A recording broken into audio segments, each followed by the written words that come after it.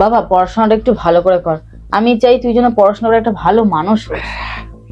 মা দেখবে পড়াশোনা করে আমি একটি বড় বাড়ি বানাবো, আর সেখানকার রানী আমি তোমাকেই বানাবো। কি ব্যাপার, আজকেও তোমার হাতে এই জিনিসটা? তোমাকে না বলেছি বাচ্চাদের সামনে এইসব জিনিস নিয়ে আসবে না? তোকে বলেছি না আমাকে বেশি শাসন করবি না? কথা বললে কি কানে ঢুকে না? বাবা তুমি মার গায়ে হাত দিলে কেন? এই চুপ, যা তুই বাইরে যা। তোর বহুত বার বাড়তি বাড়ছে। আজকে তোকে মেরে মেরে আমি লাল করে দেবো, দেখিস। বাবা মাকে মেরো না। একদম চুপ, একটা কথা জানি না হয়। বাবা মাকে মেরো না। মেরো না, আমাকে মেরো না, আমার লাগছে কিন্তু। আর মেরো না, মেরো না কিন্তু, মেরো না, মেরো না, আমার লাগছে কিন্তু, মেরো না।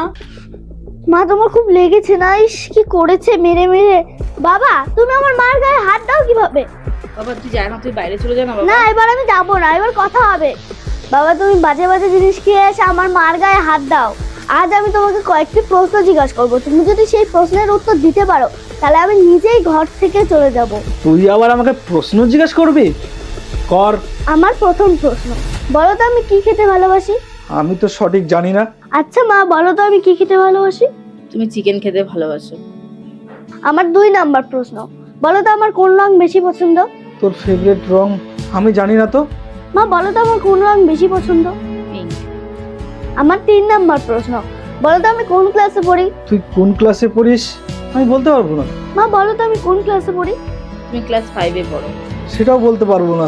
আমার শেষ প্রশ্ন, বলো তো মা বাড়ির কাজকর্ম করে রাত্রে কখন ঘুমাতে যায়?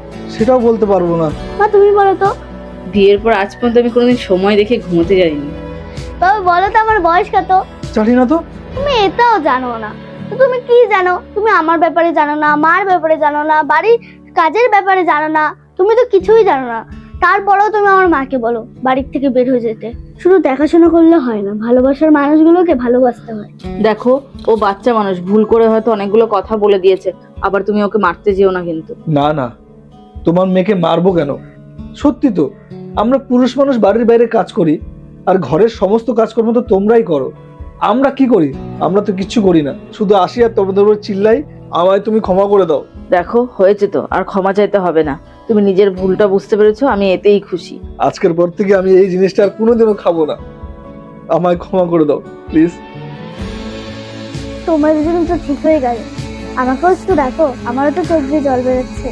একজন পুরুষ মানুষ টাকা রোজগার করে, আর একজন মহিলা টাকা রোজগার করার সাথে সাথে সংসারটাকেও চালায়, কিন্তু তাদের সম্মান করতে শিখো।